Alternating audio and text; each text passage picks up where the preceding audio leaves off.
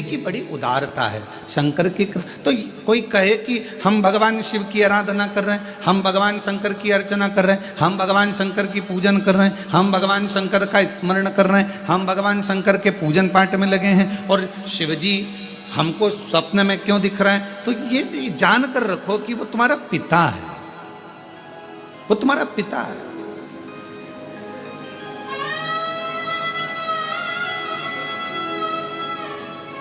शिवलिंग दिख रहा है मतलब कोई अच्छा कार्य आपकी जिंदगी में होने वाला है।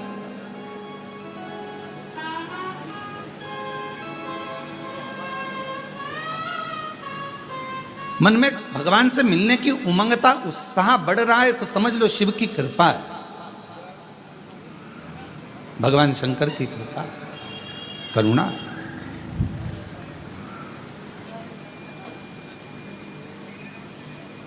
और यदि परमात्मा से मिलन की आस बढ़ रही है, उत्साह बढ़ रहा है, उमंगता बढ़ रही है, ये शंकर की उदारता है, शंकर की करुणा है, कृपा है, दया है। कोई शिव महापुराण की कथा को जहां बैठकर श्रवण करता है, और अगर किसी के कान, हम तो आपसे कहेंगे कि जब पितृपक्ष की शिव महापुराण की कथा यदि ऑनलाइन आपको श्रवण करने को मिल रही है और आपका घर में वॉल्यूम थोड़ा भी तेज करे हो और बाहर भी अगर आपकी आवाज़ जा रही है, तो रोड पर चलने वालों के कानों में भी अगर शिव महापुराण की कथा पढ़ रही है, श्री शिवाय नमस्तुभ्यम मंत्र जा रहा है, शंकर का गुणगान जा रहा है, शिव नाम जा रहा है, तो समझ लो कि उनके भी पितृलोक में तृप्त हो रहे हैं, उनका भी आनंद प्राप्त हो रहा है, वो भी तृप्त, उनके भीतर भी तृप्त है, वो भी आनंद। और शिव की उदारता इसलिए, भगवान शंकर की करुणा, कितना सुंदर भाव कहा गया है। एक बार माता पार्वती जी ने भगवान शिव जी से अपने नाना जी के यहां जाने के लिए जिद करी। और पार्वती जी के नाना जी कौन है? पितृलोक। पितरों की 3 बेटियां हैं, मैना, धन्या, कला। ये हम पहले भी वर्णन कर चुके हैं। उन पितरों की 3 बेटियां, मैना जिनकी गोद में मां पार्वती जी खेली हैं, धन्या सुनैना बनी जिनकी गोद में मां जानकी जी खेली हैं, कला कीर्ति बनी जिनकी गोद में राधा जी खेली। ये तीनों पितरों की 3 बेटियां, पितृलोक में इनका निवास है, पितृलोक में ये रहती हैं। पर सनकादि ऋषियों के चरण में, जंघा में इनके वस्त्र की चोट लग जाती है, जिसके कारण बस ये पितृलोक से मृत्यु लोक में आ जाते। थोड़ी सी गलती हुई है, थोड़ी सी गलती, थोड़ा सा गलत कर्म हो गया कि चलते चलते उनके कपड़े संत की जंघा पर, अर्थात छोटे छोटे जो सनकाद ऋषि बड़े आनंद के साथ तप कर रहे थे और उनके वस्त्रों को छूकर चले गए। पर बैठकर किसी भी तरह से आलोचना करें या निंदा करें तो यह महापाप की गिनती में आता है। इतनी बड़ी व्यासपीठ हमें हरि चर्चा के लिए मिली है, इतनी बड़ी व्यासपीठ हमें भगवत भजन के लिए मिली है, इतनी बड़ी व्यासपीठ हमें हरि गुणगान करने के लिए मिली है, इतनी बड़ी व्यासपीठ हमें परमात्मा का भजन करने के लिए, नाम लेने के लिए मिली है। और उस व्यासपीठ पर बैठकर भी अगर कोई कथाकार या कोई व्यक्ति या कोई संत या कोई साधु या कोई कथाकार उस पर बैठकर भी यदि निंदा करे तो वो महापापी की गिनती में आ जाता है। महापापी। आप भजन करो, शिव नाम लो, राम नाम लो, कृष्ण नाम लो। भक्त काय के लिए आया है? भगवत भजन करने के लिए। तो पाप कर्म केवल वही नहीं है, पाप कर्म ये भी है कि हम किसी के लिए अपशब्द क्यों बोलें, किसी के लिए आड़ा टेढ़ा क्यों बोलें, किसी के लिए अपशब्दों का बखान क्यों करें। शिव महापुराण की कथा कहती है, आज मां पार्वती जी भगवान शंकर जी से निवेदन कर रही हैं, भगवान शिव जी से प्रार्थना कर रही हैं, आप हमारे साथ में पितृलोक चलो। क्यों? क्योंकि वो हमारे नाना जी का घर है, वहां चलिए, पितृलोक में चलिए, वो हमारे नाना जी का घर है, पितृलोक चलो। भगवान देवाधिदेव महादेव ने थोड़ा सा सुना और जिस चीज का जवाब नहीं देना रहता है उस चीज के लिए मौन हो जाना सबसे अच्छा है।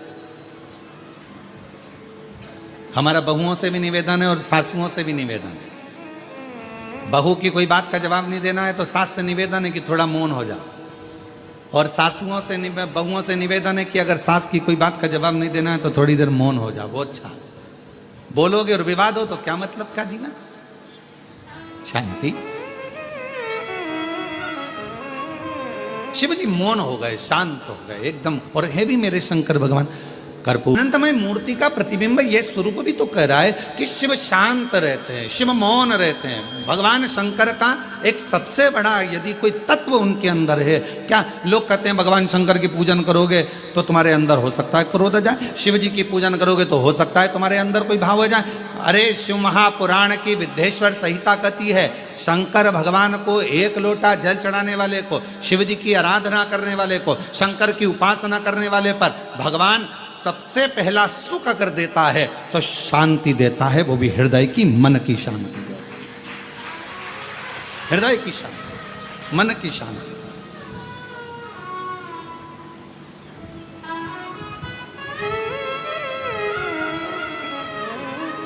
सर्वप्रथम अगर सुख भगवान देता है तो मन की शांति, और मूल वही है, मूल वही है।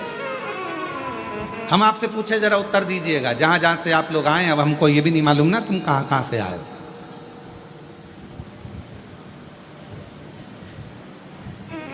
पर तुम सब जहां से आए हो हम भी वहीं से आए हैं, तो हमको ये भी नहीं मालूम कि आप लोग। तो एक प्रश्न हम आपसे, मतलब पूरी जिंदगी व्यक्ति ने संघर्ष किया, पूरी जिंदगी व्यक्ति ने काम किया, और आखिरी में लोग जब खड़े होकर श्रद्धांजलि भी देते हैं तो क्या कहते हैं कि 2 मिनट का मौन उस जीवात्मा की शांति के लिए धारण, और लोग हाथ ऐसा लंबा करके और बिल्कुल शांति से एकदम खड़े हो जाते हैं उस जीवात्मा की शांति के लिए। पर जरा विचार करिए कि वो शांति जो वो पूरी जिंदगी ढूंढता रहा, आखिरी तक नहीं मिली, मरने के बाद उसको शांति मिली। पर शिव महापुराण की कथा कहती है कि मरने के बाद लोगों को शांति मिलती है। वो शांति अगर शिव कहते हैं मेरा मंदिर, मेरा देवालय, मेरा शिवालय, जहाँ मैं रहता हूँ